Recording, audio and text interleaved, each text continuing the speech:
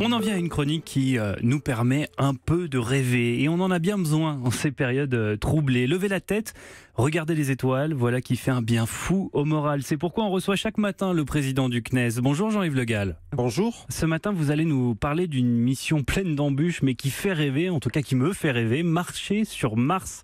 Alors le président du CNES que vous êtes, peut-il nous dire quand est-ce que ça va arriver ? Je peux vous dire quand ça ne va pas arriver. À mon avis, il faut quand même, on est en 2018, c'est l'affaire encore, je dirais, de 15 à 20 ans. Ah oui, quand parce même. que oui, parce que aujourd'hui on envoie des robots sur Mars. Bon, on peut partir sur Mars tous les 26 mois, 6 mois de voyage. Il faut rester au moins 6 mois sur Mars ou en orbite, 6 mois pour revenir, donc ça fait quand même pas mal de temps. Mais aujourd'hui, ce qui bloque la possibilité d'envoyer des hommes sur Mars, c'est la durée du trajet, avec ses aspects physiologiques. Dans la station spatiale, on est resté 1 an au maximum. Là, il faut rester à peu près 2 ans dans l'espace. Les aspects psychologiques aussi.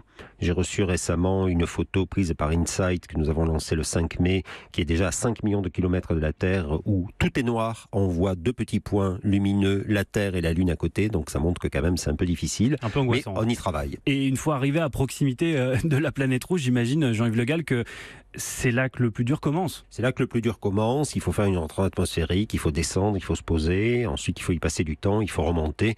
Donc tout ceci prendra beaucoup de temps. Mais c'est vrai qu'il y a aujourd'hui, aux États-Unis, un peu partout dans le monde, la volonté de travailler là-dessus. C'est un projet à long terme. Il y aura sans doute des embûches.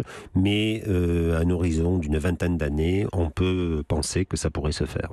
Est-ce qu'on a des moyens de survivre sur Mars ? Est-ce que l'atmosphère, la gravité, est-ce que les températures permettront d'y vivre à peu près quasi normalement ? Non. Bien sûr que non.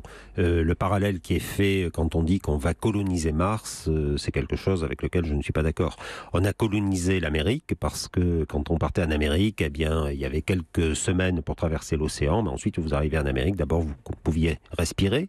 Sur Mars, il n'y a pas d'atmosphère, puis vous trouviez de la végétation, des animaux, de l'eau fraîche, ainsi de suite. On pouvait s'établir. Sur Mars, vous allez aller explorer Mars, mais vous dépendrez toujours des moyens qui ont été envoyés depuis la Terre. L'autre difficulté, si j'ai bien compris, ce sont les rayonnements solaires, les radiations, c'est ça ?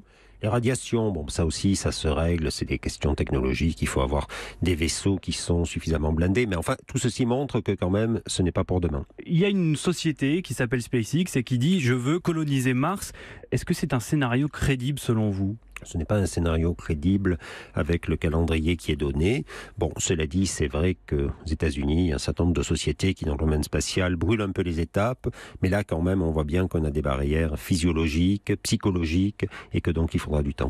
L'Espace sans tête, votre rendez-vous de l'été pour tout comprendre sur ce qui se passe au-dessus de nos têtes, c'est chaque matin avec le président du CNES. Merci Jean-Yves Le Gall. Merci. À demain. Europe 1.